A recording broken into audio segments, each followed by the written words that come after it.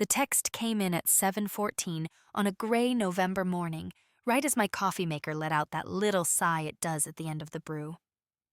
My phone buzzed across the kitchen table, nudging aside the stack of unpaid bills and the water-stained electric notice I'd been pretending not to see. "Hi, Margaret. I think it's best if you don't come for Thanksgiving this year. It's just going to be immediate family. But could you watch Lily and Ben for us that day? We really need a sitter. Jessica." I read it once. Then again, the words blurred for a second, like someone had smeared them with a thumb. Immediate family. I sat in my old vinyl chair, listening to the hum of the refrigerator and the faint traffic starting up outside, and for a moment, I wasn't sure whether to laugh or cry. Have you ever had a message so absurd and so cruel that your first instinct is to check if it was sent to the wrong person? I tapped the screen, half expecting a "just kidding" to pop up. Nothing. Just Jessica's neat bubbles above my own silent blue ones from days before, where I'd sent a picture of the pumpkin pies I'd already started testing. No response to that. Just this. I'm 68 years old. My name is Margaret, but most people call me Maggie, except for Jessica, who likes Margaret because she says it sounds more formal. My husband Tom used to call me Mag. He's been gone 8 years now, a heart attack in the frozen foods aisle of the grocery store on a Tuesday, right between the peas and the discount waffles. One minute we were comparing prices. The next minute I was kneeling on cold tile, my hands slick with fear, the fluorescent lights buzzing overhead, while some poor kid from the deli yelled for help. After he died, the world didn't pause. The mortgage still came every month. So did the gas bill, the car insurance, and those little pink friendly reminders from the bank that never felt very friendly. I went back to the front desk at the dental office full-time, even though my hips ached from sitting too much, and the overhead fluorescent light made my eyes water. I'd pack tuna sandwiches in wax paper and take the 5 o'clock bus home, iron my blouses on Sundays, and file every receipt in a folder Tom had labeled household in his blocky handwriting. I stuck with that habit even after he was gone, even when I didn't know why. Old habits are a kind of armor, I guess. Everything I did then, I did with one person in mind. My son, Michael. Michael was my miracle baby. We had him late, after the doctors quietly told us we probably wouldn't. I still see him at 8 years old in my mind, sitting at our sticky kitchen table, brown hair falling in his eyes, solving his math homework while Tom explained interest rates with salt and pepper shakers. We didn't have much, but we had each other, and we had plans for him. College, a better job, a life where he didn't have to watch his mother count coupons at the register.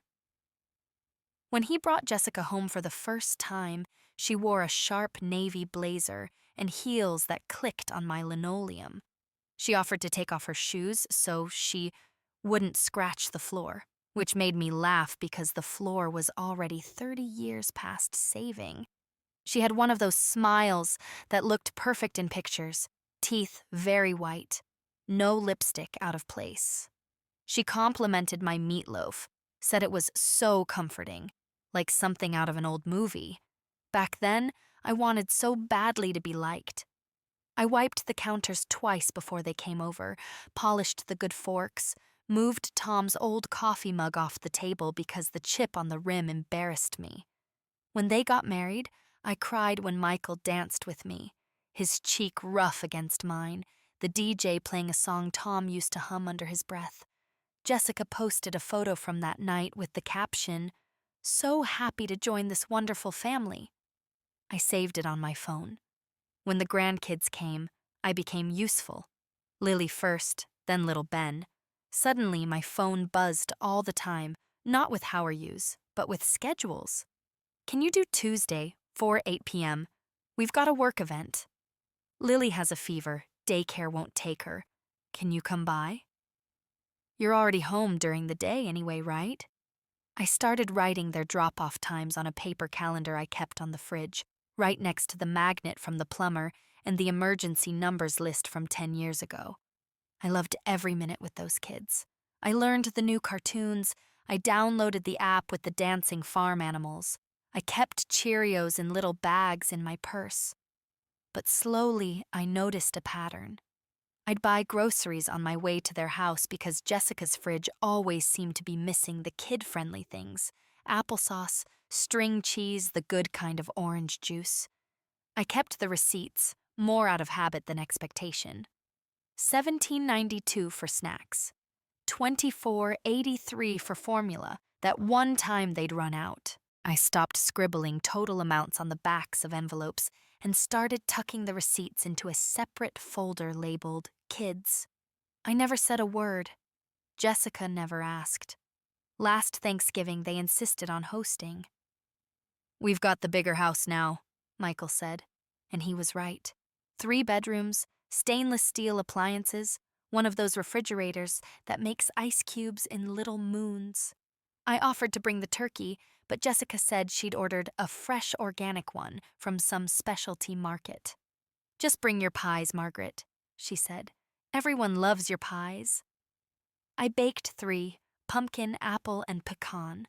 I woke up at 5, just like I used to when Tom was alive, the house filled with cinnamon and butter. At their place, I watched Jessica arrange the table like the cover of a magazine. She moved my pies twice, finally settling them way at the far end, half off the edge of the frame when she took photos for social media. In the picture she posted, there was a caption about starting our own traditions, and if you zoomed in, you could just barely see my hand in the corner, holding Ben's sippy cup. Funny how you can be in the room and still edit it out. So when I read that message this November morning, the one banning me from Thanksgiving but asking me to babysit, a lot of small, quiet memories lined up behind it. The time Jessica joked, "You're basically our free nanny, Margaret," as if that was something I was supposed to be proud of. The time Michael asked if I could help out with the kids' college funds a little, while my own credit card bill sat unopened on my kitchen table. Did you ever realize too late that you were being used and then start replaying every moment in your mind like a movie you suddenly understood? The coffee had gone lukewarm. I took a sip anyway, staring at the words on my phone. Immediate family. I thought about Tom's old folder in the hall closet, the one labeled household that now held my pension statements, the deed to this little house, and every single bank statement from the last 8 years. I thought about the kids folder in the same box, fat with wrinkled receipts, scribbled notes, the occasional printed email where Jessica had written, "Could you just cover it this time? We're stretched." I had always told myself it was just what grandmothers do. They show up, they help, they say yes. My thumb hovered over the screen. The old me would have typed, "Of course, honey, what time?" Without even pausing, then spent the rest of the day swallowing the hurt like a too big pill. Instead, I set the phone down, face down, so I couldn't see the message bubble anymore. The kitchen felt very quiet. Outside, a neighbor's car door slammed. Somewhere a dog barked. I looked at the calendar on the fridge. November 23rd circled in blue ink. The word Thanksgiving written there in my own shaky hand, the same way I'd written it for 40 years. For a long time, I just sat there, breathing in and out, feeling the old hurt and the newer anger settle into something heavier, denser. Not rage. Not yet. Just a kind of tired clarity. I picked the phone back up, but not to answer Jessica. Instead, I opened my photos and scrolled back through the years. Lily's first steps in my living room, Ben asleep on my chest, pies lined up on counters that were not mine. Then I opened my email, almost without thinking, and searched for lease, insurance, guardianship, random words that had nothing to do with Thanksgiving, but everything to do with how this family actually worked. For the first time in a long time, I wasn't just feeling my way through. I was looking, not for a fight, but for the truth. I set the phone down again and wrapped my fingers around my coffee mug, letting the warmth seep into my hands. Somewhere inside me, a small, steady voice I hadn't heard in years cleared its throat. Have you ever noticed that the moment you finally say, "Enough," doesn't come with violins or lightning? Just a simple text message and a very quiet kitchen? The rain had stopped by the time I left the house that afternoon, but the pavement still shimmered with a thin silver gloss, reflecting the street lamps even though it wasn't dark yet. I walked slowly, the way I do when I'm trying to think without getting overwhelmed, my umbrella tapping against my leg like a metronome. I didn't answer Jessica's message, not because I wanted to make a point, at least that's what I told myself, but because I needed space to hear my own thoughts again. Have you ever realized that silence can be its own kind of protection? I ended up at the little public library 2 blocks from my house. It's a squat brick building that smells like old carpet and warm dust, but I've always loved it. I used to take Michael there when he was small, letting him run his fingers over the plastic book jackets until he found something with a rocket ship or a dinosaur on the cover. Now, I go there mostly to pay bills online because the Wi-Fi at home gets temperamental when it rains. Inside, the humming radiators wrapped the room in a pleasant heat. I signed onto one of the old desktop computers, the kind that whirs before it wakes up. My hands hesitated over the keyboard, but then I typed in my banking app, my email, my cloud folders. I started pulling everything up at once. Bank statements, receipts I'd taken pictures of, text messages I'd saved without knowing why. A whole digital trail of small sacrifices. It startled me how much of my life had been recorded without anyone noticing, not by cameras or police or anything dramatic like that, but through mundane little records, time-stamped payments, emails confirming babysitting hours, childcare forms where I'd signed as the emergency contact, even a text from Jessica months ago saying, "Could you pick up Lily early? They'll charge us a late fee otherwise. Just say you're her guardian for today, so they don't give you trouble." Guardian? For today? I remembered signing the daycare's clipboard with a ballpoint pen, thinking nothing of it. But the form had my name and the hour written in fresh blue ink. I still had a picture of it on my phone because Ben had drawn a crooked little sun in the margin while we waited. I opened that photo now, zooming in. I didn't know exactly what I was looking for, just that something about seeing my name printed under the word authorized made my throat tighten. I'd given so much of myself without ever drawing a line. That realization hit harder than anything Jessica had said. The librarian passed by behind me, rolling a cart of returned books, and I quickly minimized a window out of habit. I'm not sure if it was shame or privacy, maybe both. I went next to the daycare's website and found the policy handbook I'd skimmed years ago. There it was, in black and white. If someone other than the parent picked up a child more than a set number of times per month, the daycare was supposed to request a supplemental release form for liability. A form Jessica had never filled out, probably because she knew the director well enough to smooth things over, or because she assumed I'd handle the consequences if anything went wrong. My stomach clenched. I imagined an accident on the playground, a fall, a scraped knee turning into something more. I imagined being the one signing papers at the urgent care while Jessica and Michael were unreachable at some work dinner. It was a quiet kind of dread, the kind that sits behind your ribs and refuses to leave. I scrolled through my messages again and found a 2-month-old thread from Michael. "Mom, Jess said you didn't mind covering the late pickup again. We really appreciate it. You're a lifesaver."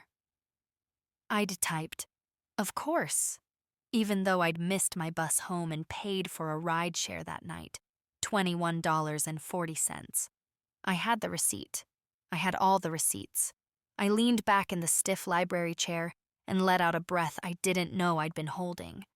The truth wasn't dramatic. It was cumulative, layer after layer of being helpful, available, invisible. Did you ever look at the evidence of your own life and feel like you finally understood your role in someone else's story? I pulled my sweater tighter around me. The librarian dimmed a few lights, signaling the hour. I shut down the computer, gathered the papers I'd printed, bank statements, 2 childcare policy sheets, 3 pages of receipts I'd emailed to myself over the years. Not because I had a plan yet, but because I knew I would need these someday. The air outside smelled like wet leaves, that sharp November smell that always tugs at old memories. I walked home slowly, unlocked my front door, and placed the documents on the kitchen table next to my cooling kettle. The house felt quiet, but not lonely this time, more like it was waiting with me. I made myself a cup of chamomile tea, holding the warm mug against my palms. My phone buzzed again, a second message from Jessica. Just checking. Can you confirm you'll babysit on Thursday? We need to know ASAP. Still no invitation to dinner. Still not a single word asking how I felt about being excluded. I set the phone face down again. Something inside me shifted that night. Not a burst of anger, not a sudden epiphany. Just a steady, growing certainty that I was done bending myself into shapes to fit into places where I wasn't wanted. As the steam from the tea curled into the air, I whispered to the empty room. No more. Not loud, not dramatic. Just true. And truth, I've learned, is where every quiet revolution begins. The next morning, I woke earlier than usual, not because of an alarm, but because a strange calm settled over me before the sun had even risen. The house was still in that muted blue light that comes just before dawn, when even the floorboards seem unsure whether to creak. I lay there for a moment, listening to my own breath, and felt something steady inside me, like a thread pulled taut, but finally pointing in one direction. I padded into the kitchen, turned on the kettle, and watched thin steam curl upward. My phone sat on the counter where I'd left it, face down, like a sleeping creature. I didn't wake it. I let it stay silent. Have you ever noticed how peaceful life feels when you stop bracing for someone else's demands? I sat down with my tea and opened Tom's old metal lockbox, the one with a dent on the corner from when Michael dropped it, age 6, pretending it was pirate treasure. The lock clicked open in that familiar way, and inside were the folders I'd kept all these years. Household, medical, pension, and now, the one I'd quietly added, kids. I took out the kids folder and sorted everything on the table. Receipts for snacks, Uber rides, grocery runs, daycare late fees I'd covered, even printouts of text messages confirming babysitting hours.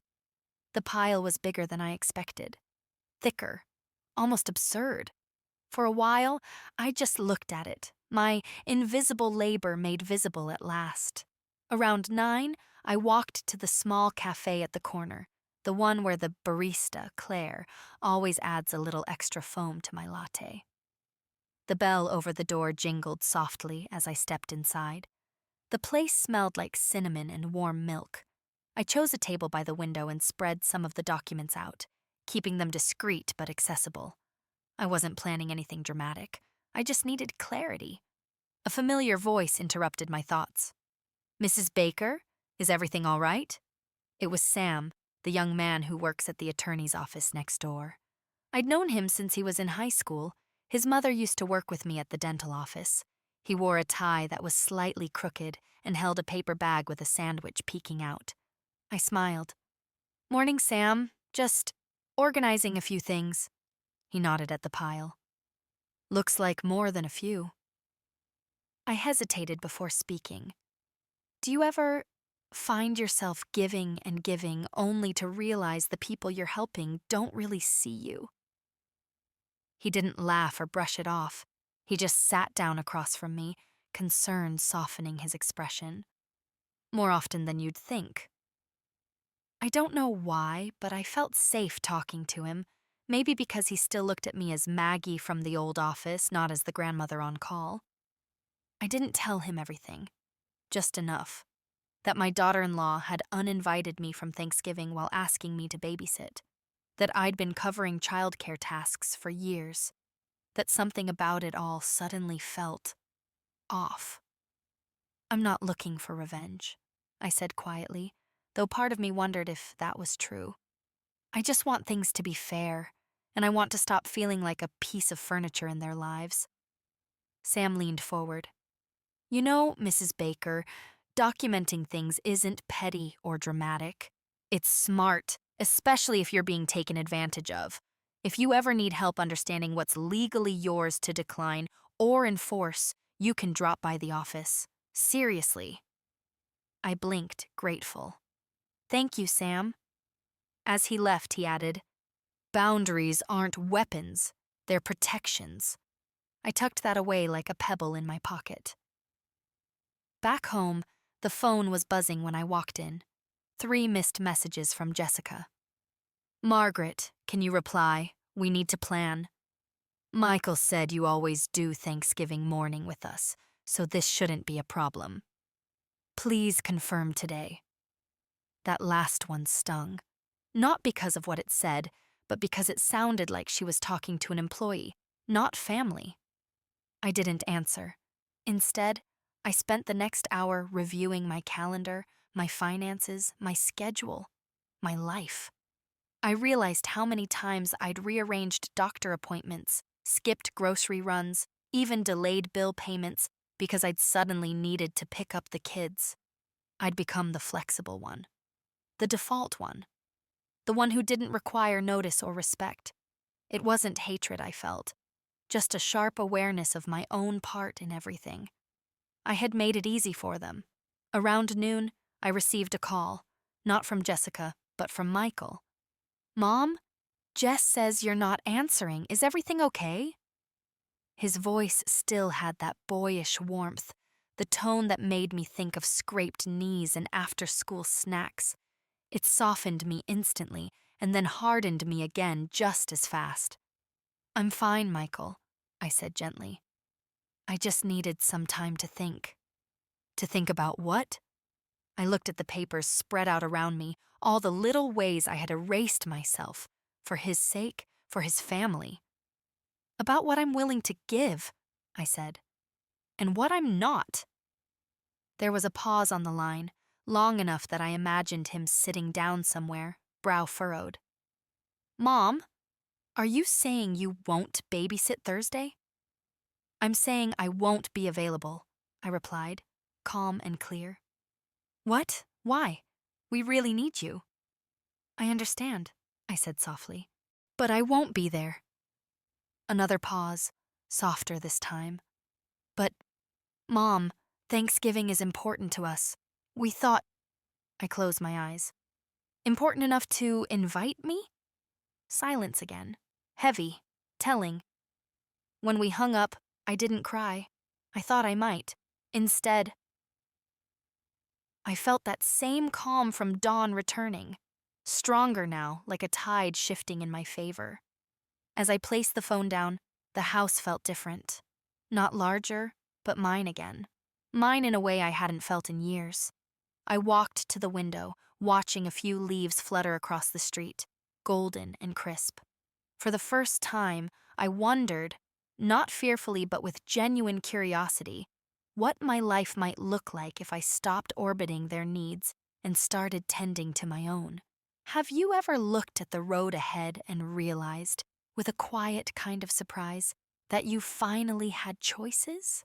I spent the next day tending to small things around the house, dusting shelves, folding laundry, wiping down the kitchen counters in slow circles. These ordinary tasks have a way of settling my mind, the same way kneading dough used to calm Tom when he couldn't sleep. I could almost hear his voice teasing me. Mag, you're polishing that toaster like it's company. I smiled at the thought. My phone stayed quiet for most of the morning. No new messages from Michael. None from Jessica. I told myself I didn't care, but every time the floor creaked or the mail slot rattled, my heart made a small, hopeful jump before settling again. Silence can be peaceful, but it can also feel like abandonment wearing a polite mask. Around noon, the mail arrived. Just the usual. A credit card offer I didn't need, a utility bill folded tight in its windowed envelope, and a glossy flyer for a grocery sale that promised savings on items I never buy. But tucked between them was a thin white envelope addressed in neat handwriting I recognized instantly. Lydia, my old friend from the dental office. I opened it carefully. Lydia always sends little updates on pastel stationery, and this one was no different. She wrote about her grandkids, her new neighbor who kept borrowing tools without returning them, and the cookie recipe she finally perfected after 23 years of mild obsession. At the bottom, almost as an afterthought, she added, "By the way, I'm hosting a little Thanksgiving potluck this year. Nothing fancy. If you don't have plans, we'd love to have you. You've always been like family." I read that line 3 times. I sat down at the kitchen table, letter in hand, letting the words warm me more than the sunlight coming through the window. It had been years since I'd spent Thanksgiving with anyone but Michael and his family. I'd forgotten what it felt like to be wanted without being needed. Have you ever realized you'd built your whole world around people who never looked back to see if you were lonely? I put the letter aside and made myself a sandwich, turkey and mustard on whole wheat, nothing special. While eating, I glanced at the folder still sitting on the edge of the table, the one with the receipts and childcare records. I hadn't touched it since the cafe, but knowing it was there, organized, untangled, it gave me a steadiness I hadn't felt in years. Later that afternoon, my doorbell rang. A single sharp chime. I frowned, wiped my hands on a dish towel, and opened the door to find Officer Daniels standing on my porch. We'd met a couple years back when someone had tried to pry open my backyard shed. He was in his 40s, with a soft-spoken manner that made him seem younger. "Afternoon, Mrs. Baker," he said, tipping his head politely. "Sorry to drop in unannounced." A flicker of worry passed through me. "Is everything all right?" He shifted his weight. "I just wanted to confirm something. Your daughter-in-law called earlier, asking about doing a welfare check on Thanksgiving." He cleared his throat. "She said she was concerned because you weren't responding to her messages." I blinked. "A welfare check? On me?" He nodded gently. "We haven't initiated anything, don't worry. I thought I'd stop by first, since I know you. Are you okay?" I felt a burn in my chest. Part embarrassment, part anger. I imagined Jessica telling him I was unresponsive, acting as if I were fragile or confused, like an elderly woman who wandered off. I drew myself upright. "I'm perfectly fine, officer. I simply chose not to answer a message that was inappropriate." He offered a small smile, the kind that says he understands more than he's letting on. "All right then. Just wanted to check with you directly." Before he left, I asked, "Officer Daniels, can someone request a welfare check just because they don't like a boundary?" He paused at the bottom of my steps. "They can request," he said plainly, "but that doesn't mean it'll be acted on. You're allowed to say no to people, Mrs. Baker, even family." His words settled into me like stones, solid, grounding. After he drove away, I closed the door slowly. I leaned against it for a moment, feeling the hollow echo inside my chest. Jessica hadn't even considered calling me, speaking to me, understanding me. Instead, she'd involved the police as if I were a problem to be managed. That was the moment something inside me hardened, not in bitterness, but in clarity. If she wanted to turn my silence into something dramatic, I would show her what true composure looked like. That evening, I sat down with my planner and wrote Lydia a message. "Thank you, dear. I'd love to join your Thanksgiving potluck. I felt light writing it, lighter than I had in weeks. As I sealed the envelope to mail in the morning, I whispered to myself, I'm not disappearing. I'm just choosing where I matter. The house felt warm around me, not because of the heater, but because for the first time in a long while, I wasn't waiting for permission to live my life. Have you ever stepped into a moment and realized you were finally, quietly, taking yourself back? 2 days before Thanksgiving, I woke up to a steady tapping at my window. Not from rain this time, but from a loose branch brushing against the glass in the wind. Morning light had just started to creep across the room, soft and gray. I lay there for us a moment, letting the quiet settle around me. It felt like a kind of stillness I hadn't known in years. My phone was on the nightstand. I didn't reach for it. Instead, I got up, made oatmeal with brown sugar, and sat by the kitchen window, watching a few early joggers pass by. Ordinary life moving on, unaware of the little storm happening inside my family. It was strangely comforting. Halfway through breakfast, a soft knock echoed from my front door. Hesitant, almost apologetic. I wiped my hands on a napkin and opened it to find Michael standing there, his shoulders hunched against the cold. He looked tired, older than 38, and worried. "Mom, can I come in?" he asked. There was no anger in his voice, no bitterness, just confusion and maybe fear of what my silence meant. I stepped aside and let him in. He stood in the hallway for a moment, looking at the familiar photos on the wall. Him at 6 holding a fishing pole, him and Tom building a treehouse, him wearing his cap and gown. We sat at the kitchen table. He didn't touch the mug of tea I offered. "I don't understand what's going on," he finally said. "Jess told me you were ignoring her. She said she was worried something might be wrong." I folded my hands in my lap. Nothing's wrong with my health. But something is wrong, Michael. He glanced at the stack of documents still on the table, receipts, printed messages, daycare policies. His brow knit with confusion. "Why do you have all this?" "Because I needed to see my life clearly," I said. "And I needed you to see it too." He frowned. "Mom, it's just babysitting. You love the kids. We thought—" "I do love them," I interrupted gently. "But loving them doesn't mean I should be taken for granted." He didn't respond right away. He looked down at the table, as if trying to make sense of it all.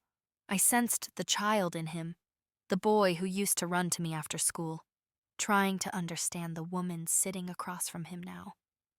I picked up one of the papers and slid it toward him, a text he'd written months earlier asking me to cover another late pickup. "Do you remember this?" I asked. He nodded. "Yeah, we were busy that day." I slid another paper, a ride-share receipt I'd covered to get home afterward. Then another, an email confirming I'd picked up Lily early because daycare wouldn't release her without an authorized guardian. "Michael," I said softly, "do you realize how many times I've rearranged my life to make yours easier? How many times I've paid for things quietly, worked around your schedule, and showed up without ever being asked if I had plans?" He opened his mouth to speak, but closed it again. "And then," I continued, "I was uninvited from Thanksgiving while being asked to babysit. On the same day, as if I were a service." He winced. "Mom, that wasn't the intention." "Maybe not," I said, "but it was the effect." For a long moment, he just sat there, eyes wet, elbows on the table. "I'm sorry," he whispered. "I didn't see it. I should have. I just thought you were okay with helping." "I was okay helping," I said. "What I'm not okay with is being invisible." Have you ever said a truth out loud and felt the whole room shift around it? He rubbed his hands over his face. "Jess didn't mean to hurt you." "I believe that," I said calmly.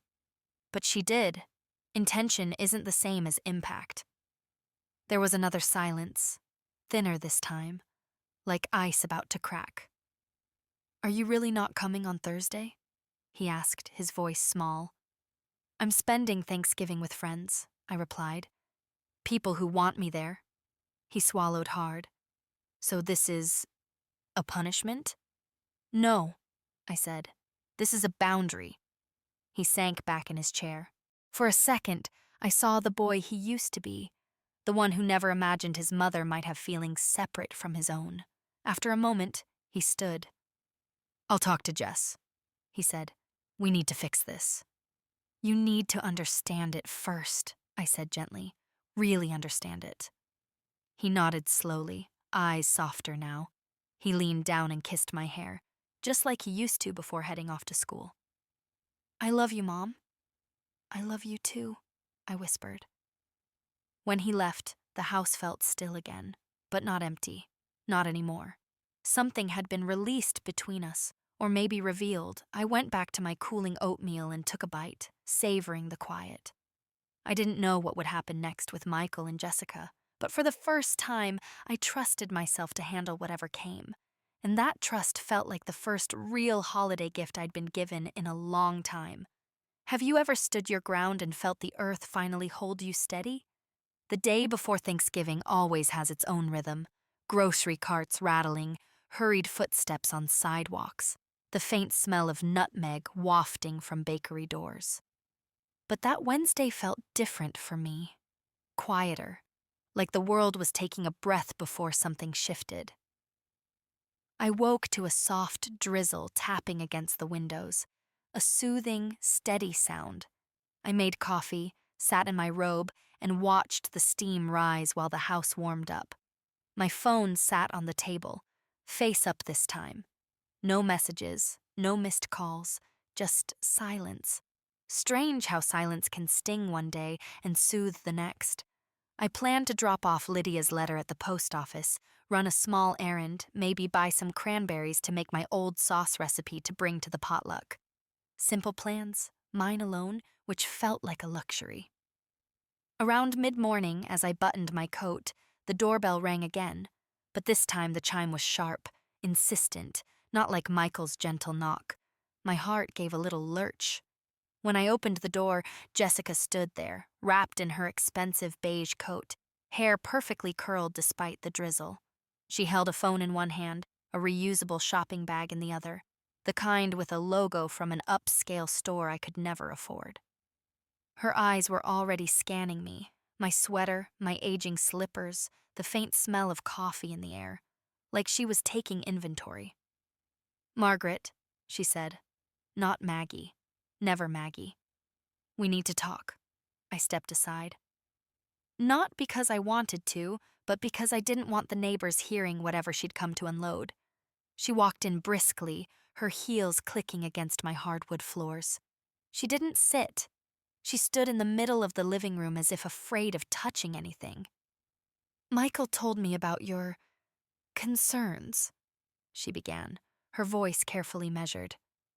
"And I think this has gotten blown out of proportion." I folded my hands calmly. "I don't think it has."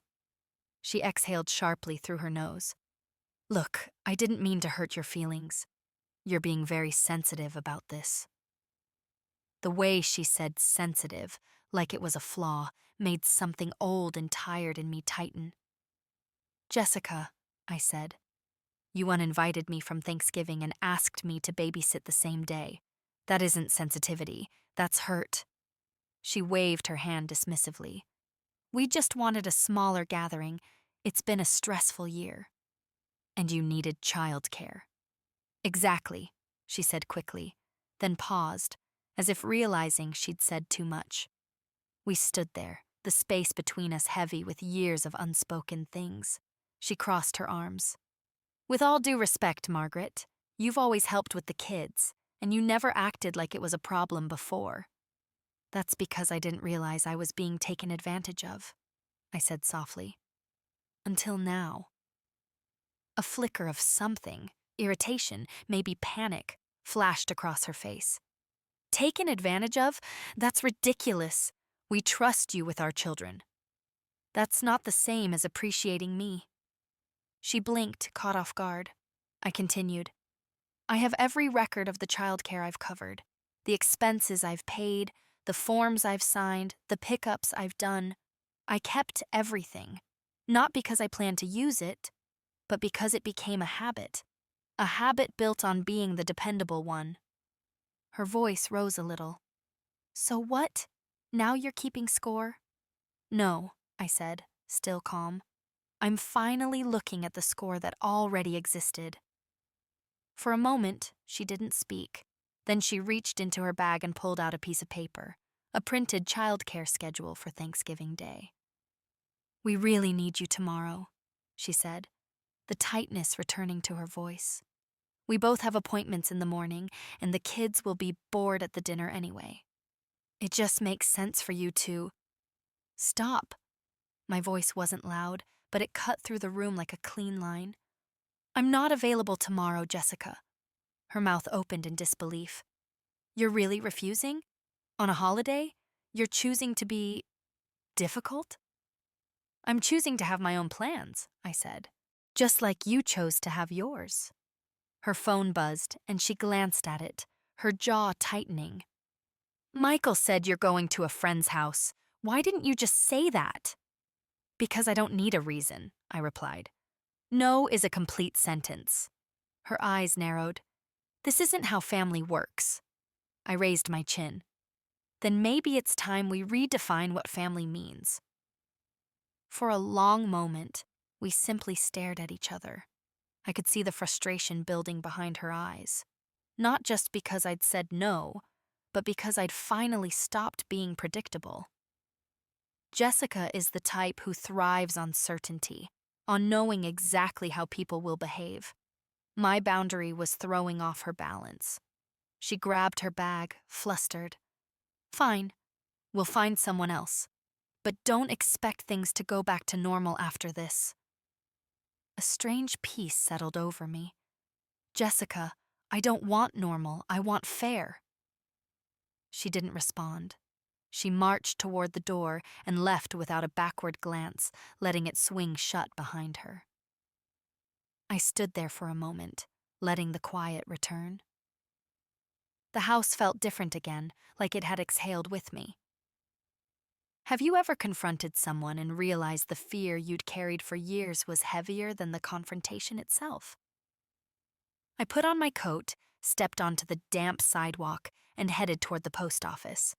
The drizzle had slowed to a mist, cool and refreshing on my face. For the first time in a long while, I felt not like someone's backup plan, but like a woman walking into her own life. Thanksgiving morning dawned bright and cold, the kind of crisp November day that feels like it's been rinsed clean overnight.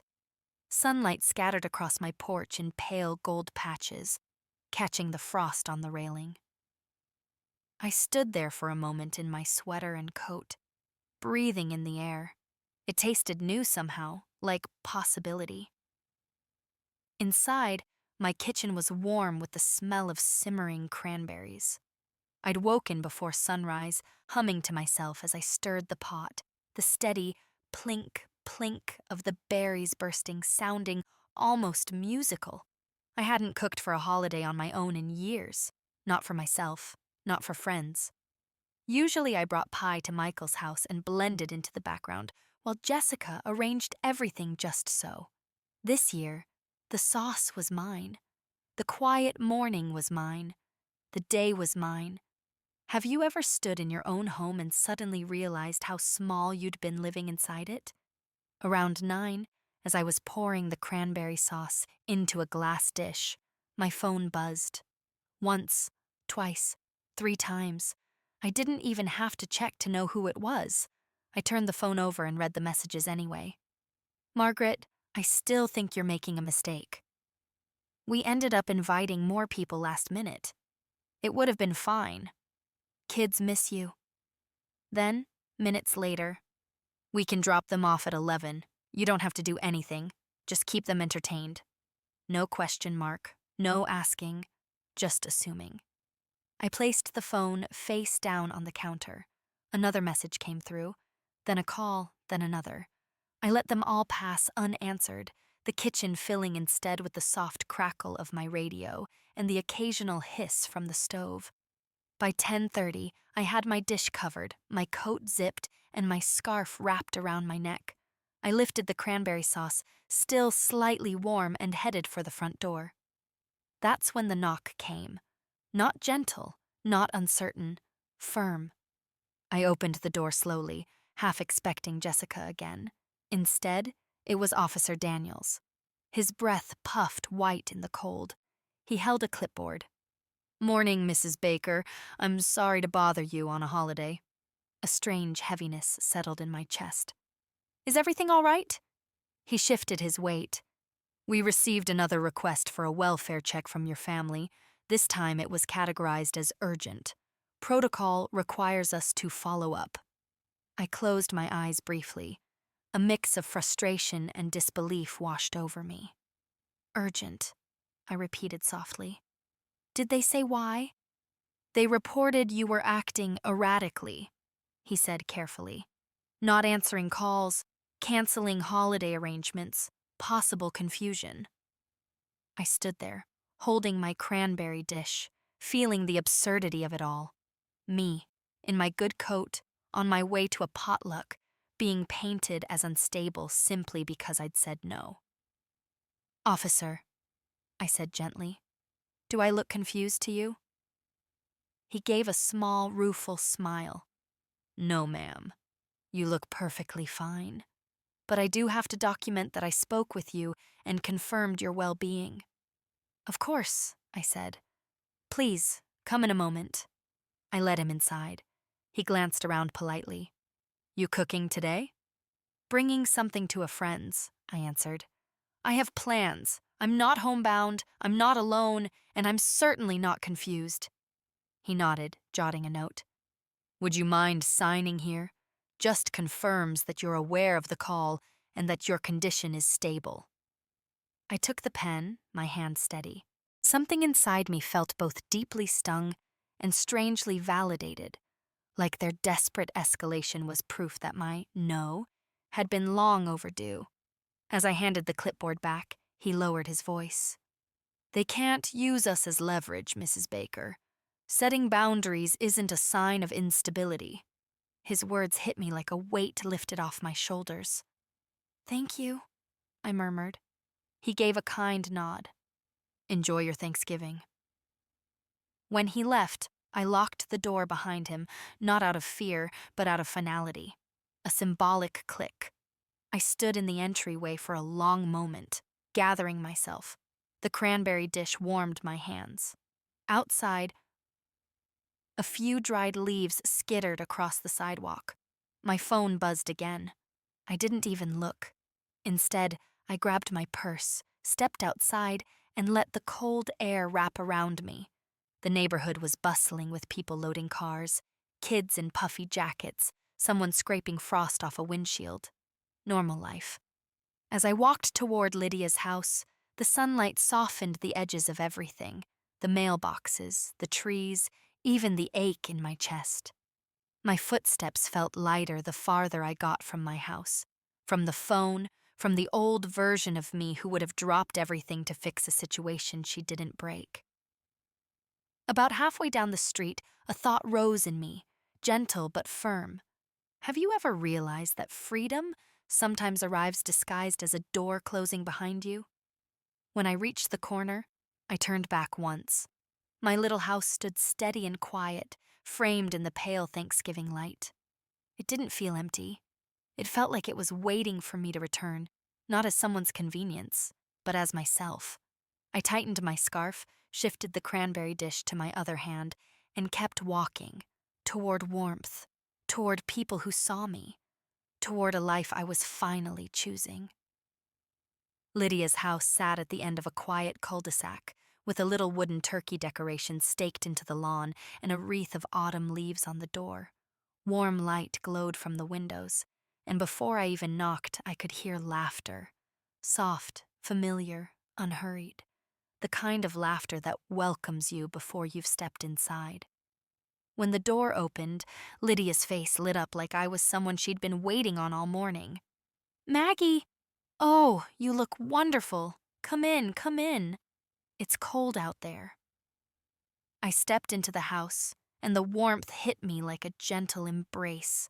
The smell of roasting vegetables and cinnamon drifted through the air, mingling with the faint notes of a jazz record playing from the living room. It felt like walking into a home, not a place where I performed usefulness, but one where I simply belonged. Lydia took the cranberry sauce from my hands and held it up. "Look at this color. I swear, you make it better every year." I smiled. "Thank you, dear. It's nice to be appreciated."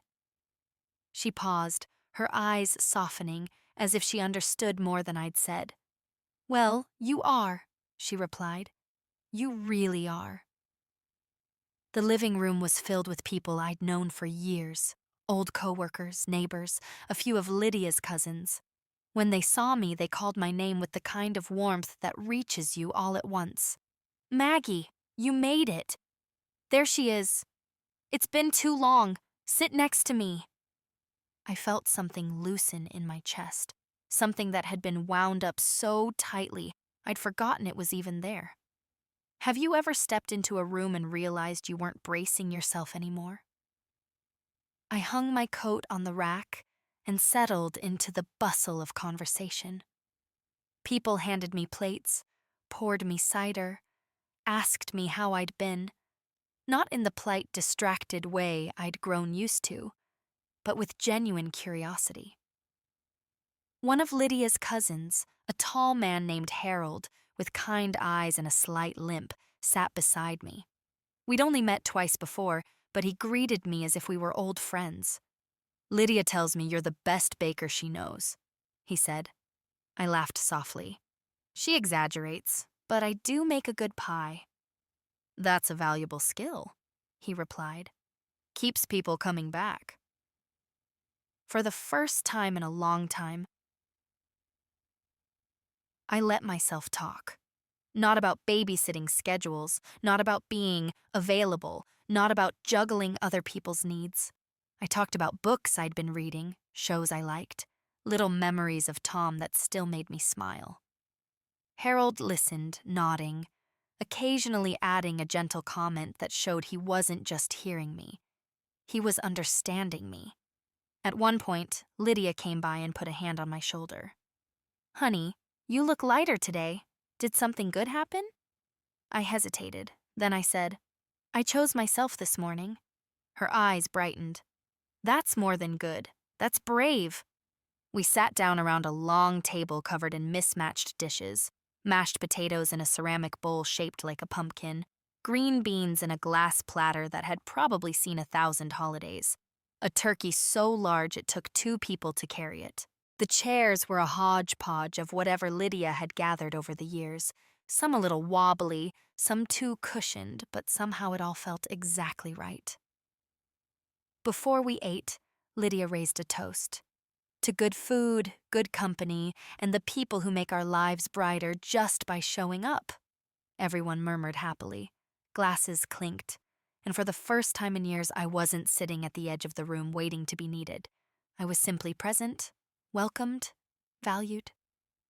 During the meal, my phone buzzed again in my purse. I didn't reach for it. I didn't even think about it. Instead, I savored the soft conversation around me, the warmth of the room, the way the cranberries glistened under the light. I laughed at Harold's dry jokes. I listened to Lydia retell stories I'd heard 100 times, but that always felt comforting, like rereading a favorite chapter. Later, when the plates were cleared and desserts were brought out, Lydia leaned close to me and whispered, "I'm glad you're here, Maggie. Holidays should never feel like a burden." Her words sank deep, settling into a place inside me that had long been tender. When I finally stepped outside to head home, the sun was already dipping low, painting the houses in shades of rose and amber. The air smelled of fireplaces and cold earth. I tucked my scarf tighter around my neck and started walking. Halfway home, I passed a family unloading a turkey from their car, laughing loudly as they dropped it and scrambled to catch it. The sight made me smile. Life goes on, messy and imperfect, and full of warmth in the places you least expect. As I approached my house, the porch light glowed softly, guiding me like a lantern. I stood there for a moment before going inside, feeling both full and emptied out in the best way. Have you ever experienced a moment so gentle, so unexpectedly healing, that it reminded you of who you were before the world asked too much of you? I unlocked the door and stepped inside, carrying nothing but leftovers and a renewed sense of myself. The house felt warm, peaceful, mine again. And for the first time in years, the quiet didn't feel lonely at all. The weekend after Thanksgiving moved slowly, as if the days themselves were exhaling after the holiday rush. Saturday morning sunlight spilled across my kitchen table, casting long, warm stripes over the crossword I wasn't really doing, the coffee I kept forgetting to sip, and the vase of chrysanthemums Lydia had sent home with me, because every woman deserves flowers. I touched one of the petals lightly, soft, bright, alive. It struck me then how rarely anyone had given me something simply to make me smile. My phone buzzed occasionally over the next 2 days, mostly short messages from Michael. "Can we talk soon?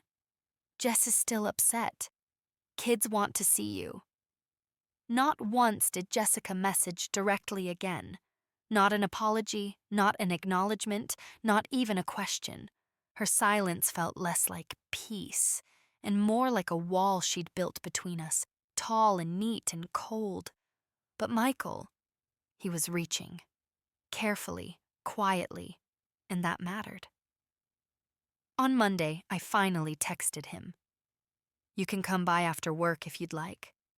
Around 6, he arrived, hands shoved deep into his coat pockets, shoulders tense. I invited him in, made tea, and waited. He didn't sit right away. He paced a few steps, then finally settled across from me at the table. "Mom," he began softly, "I'm sorry about how things went." "I know you are," I said. "Thank you." He hesitated, then added, "I didn't know Jess called the police. I swear I didn't. I never would have supported that." I believed him. The shame in his voice was too real. "She said she was worried," he continued. "But I think maybe she was trying to pressure you.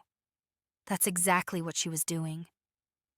He flinched at my tone, gentle but firm. "I just want us all to get along," he murmured. I reached across the table and touched his hand. "So do I, but getting along doesn't mean I sacrifice myself to keep the peace." He swallowed, then nodded. We talked for a long while. Not about blame, not about guilt, but about patterns, expectations, the invisible habits that had grown between us. I told him how I'd felt erased. He listened, really listened, with the quiet concentration of a man seeing a map of his life from a new angle. At one point he whispered, "I didn't realize how much we relied on you." "That's the problem," I said gently, "because relying is one thing, assuming is another." He nodded again, eyes glistening. "I'll talk to Jess, really talk, and I'll make sure things change." I looked at him, the boy I'd raised, the man he'd become, and felt something shift between us, not breaking, but adjusting, rebalancing. "Michael," I said softly, "I love you. I always will. But I'm not meant to hold up the whole world for you." A tear slipped down his cheek, and he wiped it quickly. "I don't want you to." We ended the evening with a hug, longer, tighter than usual. When he left, he turned back on the porch and said, "Thank you for telling me the truth." After he drove away, the night settled around the house in a gentle hush. I locked the door, made myself a cup of chamomile tea, and curled up in my armchair. Inside the quiet, something felt repaired. Not fully, not completely, but mending in a slow, honest way. Have you ever sat alone in a peaceful room and realized that healing doesn't always arrive with dramatic declarations? Sometimes it enters quietly, through a single honest conversation. I looked around my home. The photos, the worn rug, the lamp Tom installed years ago, and felt an unfamiliar calm wash over me. Not the fragile calm of being temporarily unbothered, but the deeper calm of finally claiming space in my own life. The calm of being seen. The calm of choosing myself. The calm of knowing I wasn't done growing. Not at 68, not ever. And for the first time in a long time, I felt ready for whatever would come next. The first week of December arrived quietly, carrying with it a thin dusting of frost on the rooftops and that soft hush that settles over the neighborhood when winter starts to take itself seriously. I found myself moving through my days with a kind of slow gratitude, as if the air itself had thickened into something gentler. One morning, I bundled myself in my warmest scarf and stepped outside to check the mail. The cold nipped at my cheeks, but the sky was bright, the kind of clear blue that promises a crisp day. In the mailbox sat nothing more than a utility bill, a holiday card from an old neighbor, and an envelope with Michael's handwriting. I paused on my porch, running my thumb along the seal before opening it. Inside was a simple note. No long speeches, no rehearsed apologies. Just a single sentence in his careful script. "We're learning, Mom. Thank you for teaching us. Again." I pressed the card to my chest. It felt like a small, warm stone, steadying something deep inside me. Later that afternoon, Michael called. There was a softness in his voice I hadn't heard in years. "Mom, Jess wants to talk to you. Really talk. She understands more now." I didn't give an immediate answer. Growth takes time. Repair takes patience. And I needed to feel ready before stepping into that conversation. But I didn't say no. I simply told him, soon. After we hung up, I stood by the living room window, watching a few children across the street build lopsided snow people in their yard. Their laughter rose into the cold air, bright and unburdened. The sight made me smile.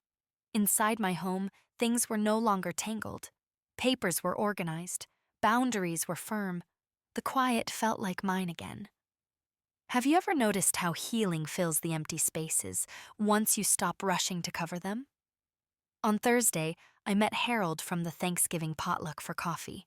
He wore a wool cap pulled low over his ears and greeted me with that same warm smile. "How are you holding up?" he asked, as we settled into a cozy corner of the cafe. "Better," I said truthfully. "Much better." We talked about little things, the book he was reading, the winter market opening next week, a soup recipe he wanted to try. His voice was calm, steady. He didn't ask for anything from me. He simply sat with me, offering presence instead of expectation. When we parted ways, he said, "You know, Maggie, it's a gift to see someone rediscover themselves." I walked home with my hands in my pockets, Harold's words echoing gently, rediscovering myself. That's exactly what it felt like. In the evenings, I found comfort in small rituals, lighting a candle before dinner, playing an old jazz record Tom used to love, calling Lydia to chat about nothing and everything. My days were simple but meaningful, woven with friends, quiet joys, and choices that belonged entirely to me. A week later, I finally agreed to meet with Michael and Jessica. They came by on a cold Sunday afternoon, the kind where your breath turns to clouds the moment you speak. Jessica looked different, not fragile, not defensive, just humbled. She stood in my doorway, twisting her gloves in her hands. "Margaret, I'm sorry," she said before even stepping inside. "I didn't realize how much I expected from you, and I didn't see how little I was giving back." There was sincerity in her voice, something unclenched. The air between us felt clearer. "I appreciate you saying that," I replied softly. We talked for a long while, not accusing, not defending, just untangling. Jessica admitted her fears about hosting holidays perfectly, about managing schedules, about losing control of things she didn't know how to balance. I shared the weight I'd been carrying quietly, the exhaustion I'd ignored, the emptiness of feeling needed but not valued. By the time they left, something like peace had settled between us. Fragile, yes, but real. And that was enough. That night, I sat by the window with a blanket over my lap and a cup of peppermint tea warming my hands. Snow had begun to fall, thin, soft flakes drifting down like tiny, glowing feathers under the street lamp. The world outside felt calm, wrapped in winter's hush. Inside, I felt calm too. Have you ever reached a moment in life where you finally felt whole again? Not because circumstances were perfect, but because you finally stood firmly in yourself? I closed my eyes and breathed in the quiet. I thought about Tom, his gentle steadiness, his way of seeing me even when I didn't see myself. I thought about Lydia's warm kitchen, Harold's kind smile, Michael's growing awareness. I thought about the version of myself I was becoming, one choice at a time. And I whispered into the stillness, I'm here. I'm finally here. Thank you for staying with me through this journey. If you felt something in these moments, if any part of my story echoed in your own heart, please consider liking, subscribing, and leaving a comment. I'd love to know your thoughts. If you were in my place, what would you have done?